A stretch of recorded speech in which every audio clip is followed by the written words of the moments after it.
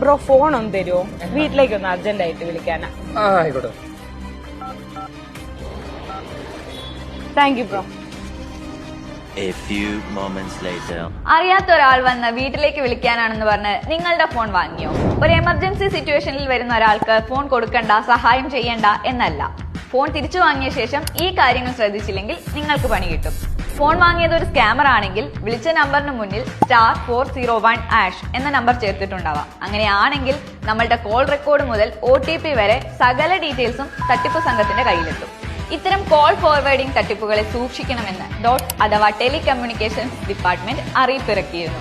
ആദ്യം ഈ number dial ചെയ്ത് കോൾ ഫോർവേഡിംഗ് ചെയ്തിട്ടുണ്ടോ എന്ന് നോക്കുക. ഓപ്ഷൻസ് ഡിസേബിൾ ചെയ്യുക. പിന്നീട് ഈ നമ്പർ ഡയൽ ചെയ്ത് എല്ലാ ഡീറ്റെയിൽസും ഇറേസ് ചെയ്തിട്ടുണ്ടെന്ന് ഉറപ്പുവരുത്തുക. എല്ലാ നെറ്റ്വർക്ക് പ്രൊവൈഡേഴ്സിന്റെ സൈറ്റിലും ഈ വിവരങ്ങൾ ലഭ്യമാണ്.